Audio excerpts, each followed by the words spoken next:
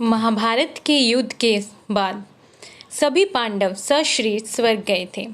स्वर्ग अर्थात हिमालय के किसी क्षेत्र में जहां इंद्रादि का राज्य था। पांचों पांडव अपना राजपाट परीक्षित को सौंपकर जब स्वर्ग की कठिन यात्रा कर रहे थे, तब इस यात्रा में द्रौपदी भी उनके साथ गई थी।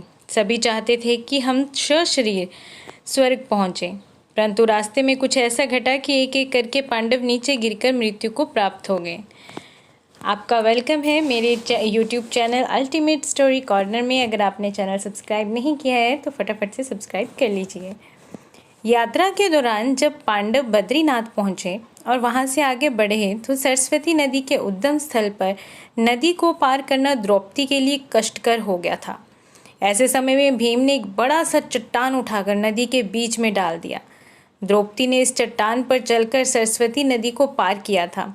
कहते हैं कि माणा गांव में सरस्वती के उद्गम पर आज भी इस चट्टान को देखा जा सकता है। इसे वर्तमान में भीम पुल कहा जाता है। हालांकि महाभारत की कथा के अनुसार पांचों पांडव, द्रौपदी और एक कुत्ता आगे चलने लगे। एक जगह द्रौपदी लड़खड़ाकर गिर पड़ी।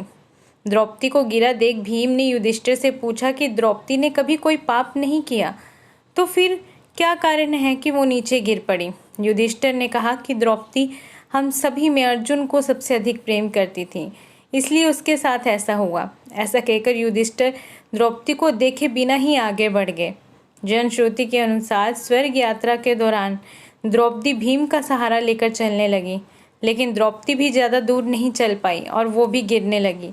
ऐसे समय भीम ने द्रौपदी को संभाला। उस समय द्रौपदी ने कहा कि सभी भाइयों में भीम ने ही मुझे सबसे ज़्यादा प्यार किया है और मैं अगले जन्म में फिर से भीम की पत्नी बनना चाहूँगी।